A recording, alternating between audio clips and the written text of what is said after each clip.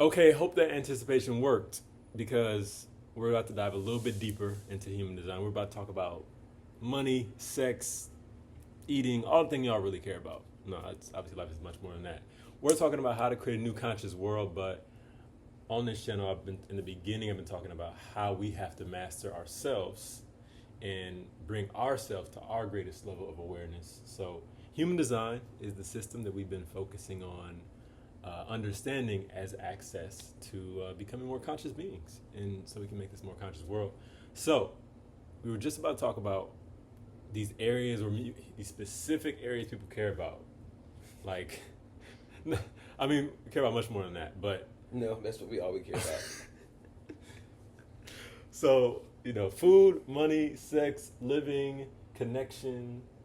How does human design really help in those areas? Well, to say it can help. It can help maximize. Again, it can help you understand how to release resistance.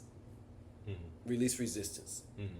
So the only way it can really help is really just helping you getting out of releasing resistance. We're just blocked. Because we're going to get. Let's start with diet. So human design. If you pull a full chart, get somebody to do a full chart, you probably have to pay for it.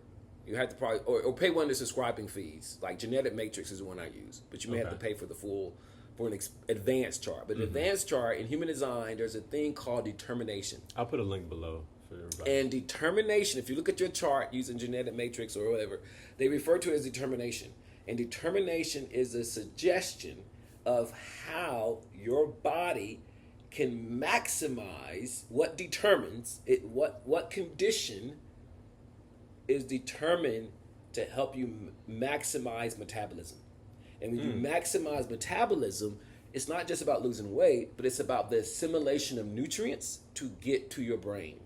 The assimilation of the right nutrients to nourish your brain allows you to now make informed decisions as yourself better.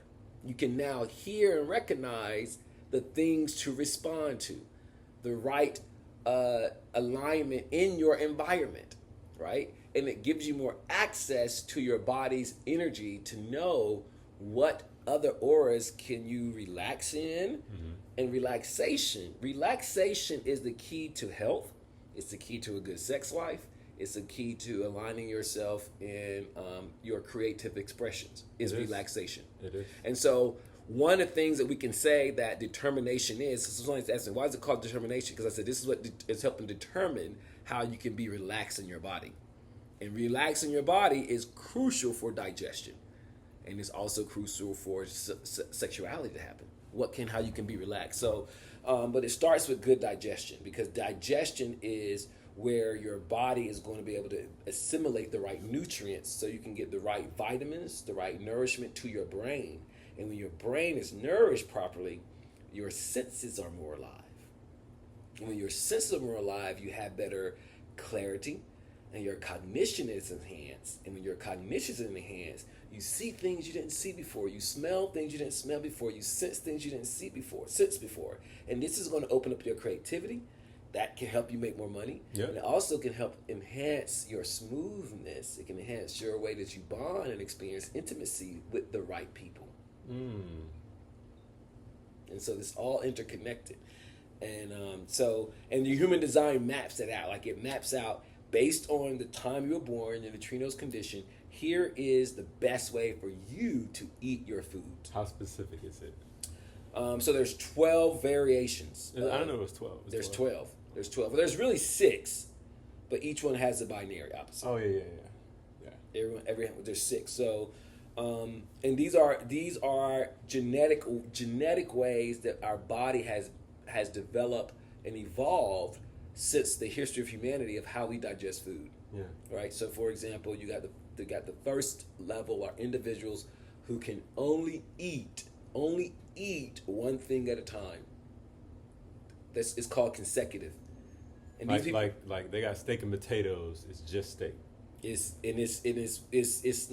just steak, and it's consecutive, meaning they're eating consecutive throughout their day.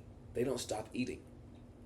Right, so they're designed to consistently eat. Now, hear me out on this. This is really powerful about how human design helps you stop resisting your life. That sounds so boring.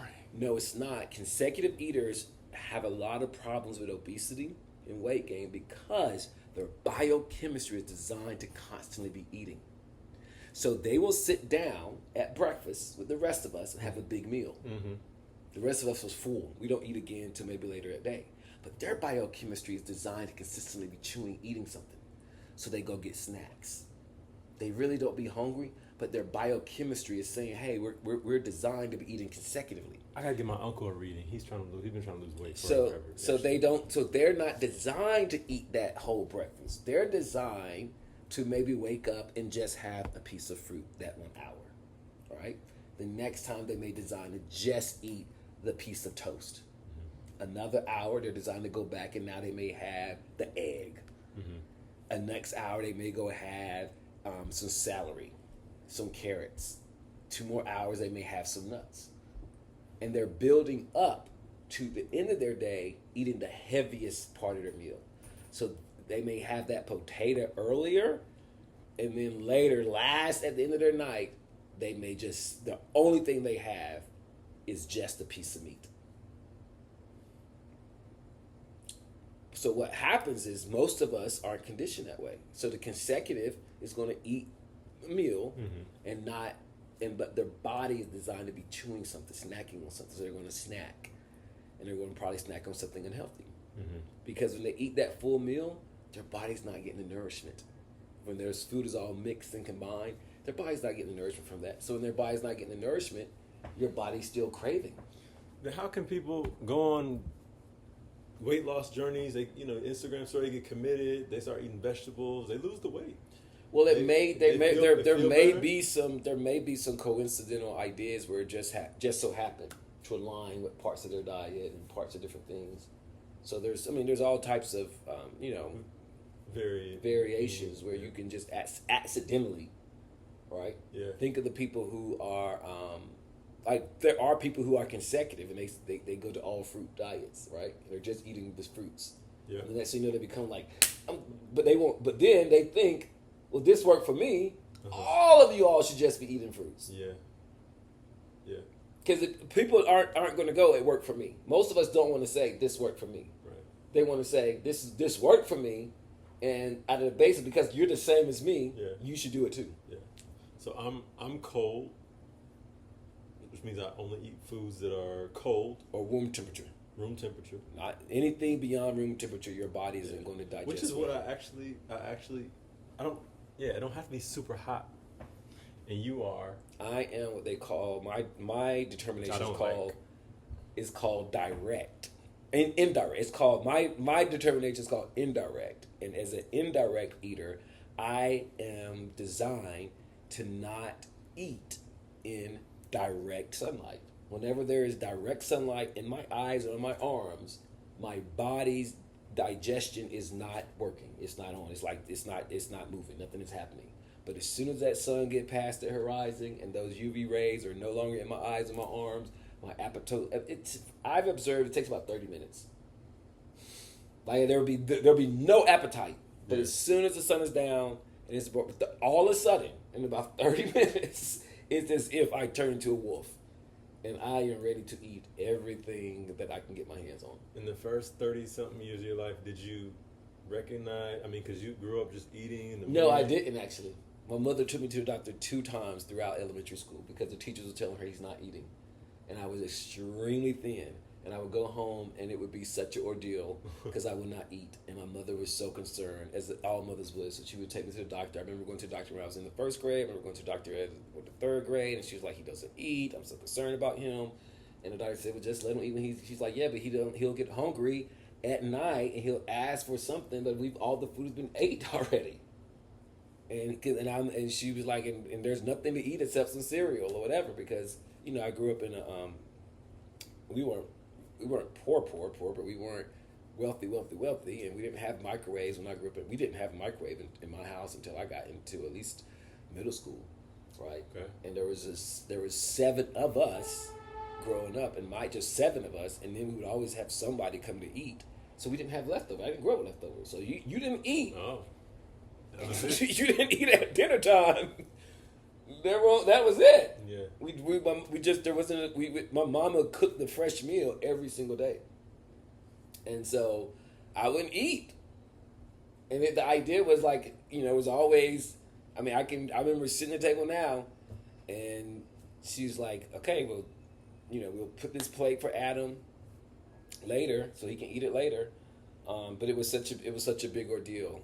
I mean, in my entire life, my father was a pastor, and on Sundays at the church, different families would feed us. And Mom would pull me to the side. She said, "When you go to Miss Johnson's house and she fixed that plate, you better not tell her you're not hungry." And then I was coincidentally always getting sick. Mm.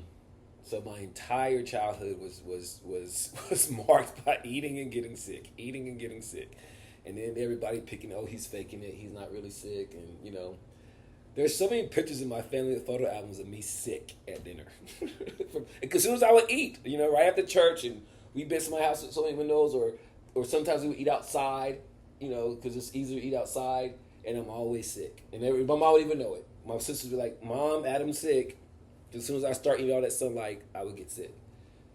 And so, and then when I got to college, and I remember when I got to college, they had just started, this was 1998, and they had just started having Wednesdays late night at 1 a.m. I thought it was the most glorious thing that I could eat after 11 o'clock. I just loved going to that line. There was nothing it just felt so amazing to be able to eat so late. And I was always looking for somebody to go, and they was like, "Why?" And my friends would always say, "Why are you eating so late? Like, what are you about?" And there would be different, girls I would be trying to talk to or thinking I liked or whatever. And I'd be like, "You want to go get some things?" It's like, "Oh my God, Adam, we can't eat this late." Like, I'm like, "You sure?" And I would, well, just rob with me. Like, and that's how I got hooked on Cookout. The fast food restaurant Cookout started in North Carolina. Yeah. And they started opening until like 3 or 4 a.m. Yeah. And I thought it was the most, and they had picnic tables outside. I thought it was the most glorious, it was just so delicious to go get food 1 o'clock, 12 o'clock at night, sit outside and eat. It was just life. So I always knew that, but I didn't know why. I didn't know why I enjoyed it so much. And then when I was 39, I learned about human design, that I love to eat at night, and it was like, I can be me. It freed you. It freed me. It freed me to be me and not feel bad or guilty for whatever. Yeah. Your body, energy, all that. Yeah. And now that and people think that me not eating in the daytime is some type of religious thing, some type of fasting and suppressing. I do not have an appetite. Like I'm not getting hungry. And matter of fact, I'm so sensitized to it now that sometimes I have to close my eyes if I'm outside and there's a lot of sunlight and I'm watching other people eat. I have to close my eyes because just looking at other people eating a lot of sunlight, it hurts my stomach. And I'm looking. The other day I saw this guy eating this big old burger. He was right outside. He was sweating, and I was like, that doesn't hurt his stomach. Like all that light, it's so hot outside. Yeah. So I hate that because all the day parties, but you're empowered by it. And it's worth it, right? So that's food. Sex. So sex. So human design, sexuality. There's two aspects of what in sexuality and human design: the sacral center and the solar plexus center. So the sacral center is the sex drive, just the drive of sex, right? The desire to have it. Yeah, the urge, the hunger.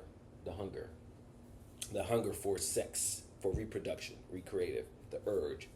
And it's controlled by a special gate.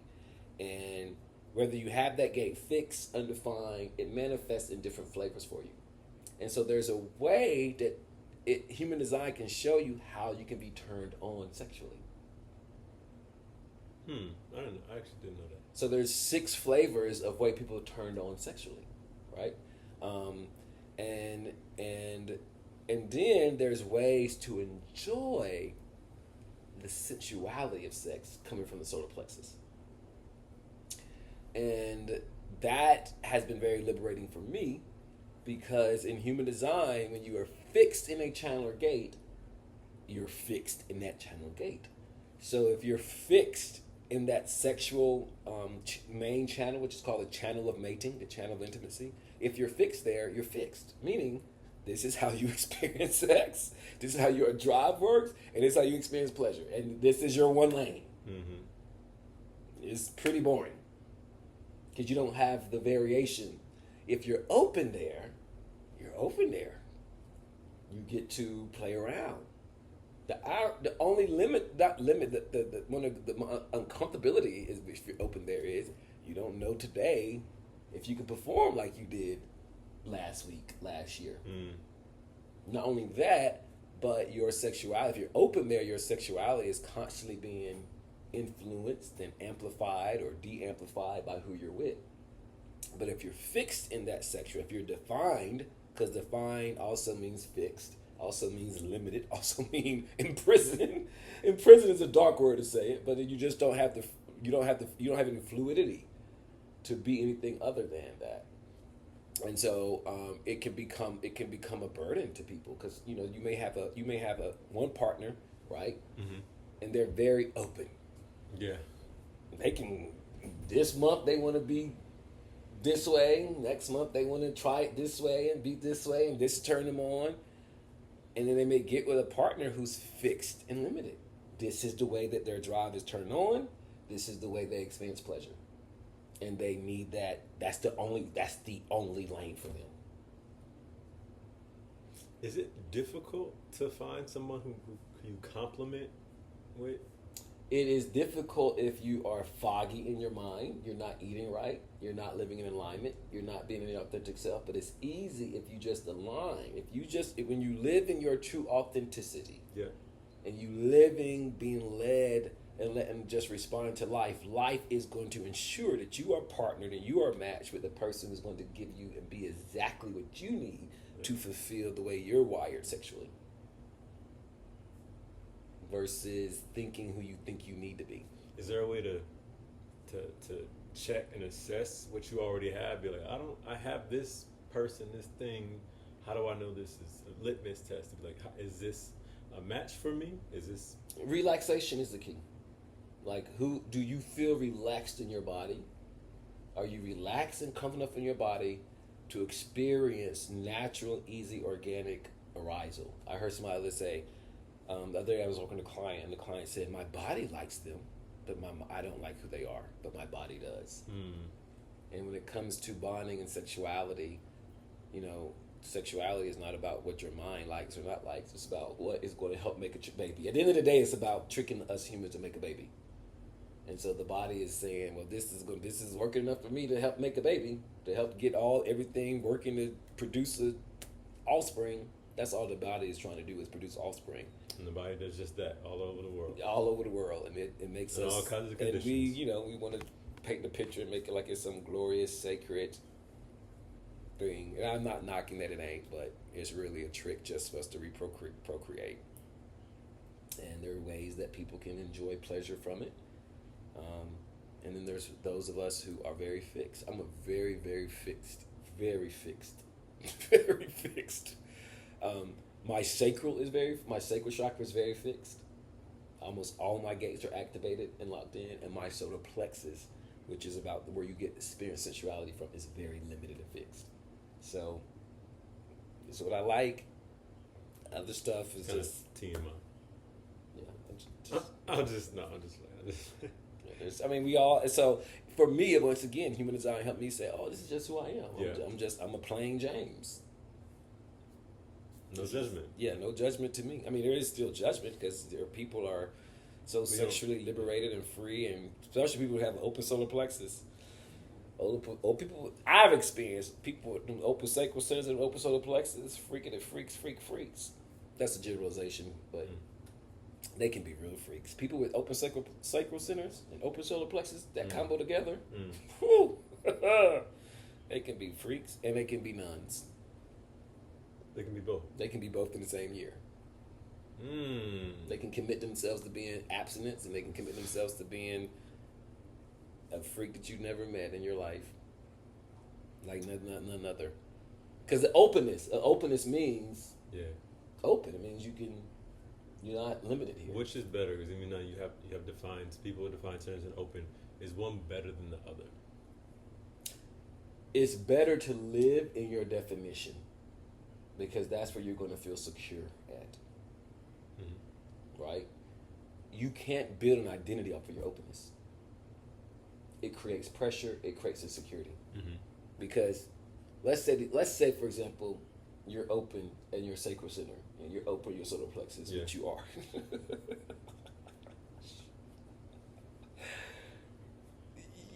You don't have a consistent way to show up sexually, and so you may try to anchor yourself, or in any area, for you.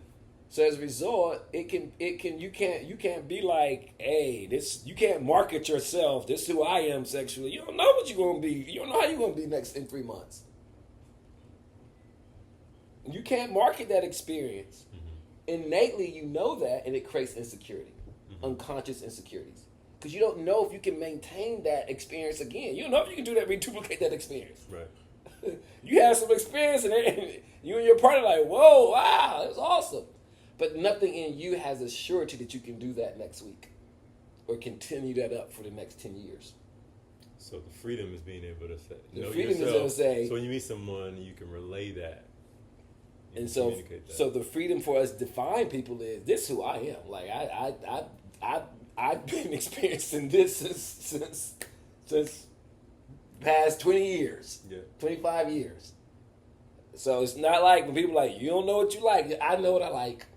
I do. I know exactly what I like. It's been very consistent, very real, very dependable for the past 25 years. I can bank on it. I can market it, and I can bank on what I am. So the last area is purpose, work, making money, where we spend most of our actual time and energy. And I'm going to do a separate video for that. It's the final one. And is it worth catching this one? The final one? Yes, yeah. About making money? Yeah. Absolutely, because if you can't make money, you can't eat right. If you can't eat right, you don't know what you got. And if you ain't got no money, who you going to want to sleep with you? If that's part of your need in life. Yeah. But yes. But this is all under the umbrella of making making money and making a living and making a new conscious world. That's right. A new conscious, if we're making a new conscious world is all about service to others. Because at the end of the day, this is not me speaking speculatively, even though I speak very speculatively a lot. This is not speculative. At the end of the day, we're here to serve others. Our health and our happiness and our sanity, the foundation for our health, happiness, sanity, comes from how we serve others, how we show up for others. And when the core map of human design, the core experience of channels, this is how you serve others. Our sexuality is a trick, so we can make some babies for the earth to have human species. Yeah. So everything about our whole makeup is for the sake of others. How do we show up and serve? So yeah, you want to come back to find out how you are aligned to serve. All right, guys. See you soon right here. Check us out.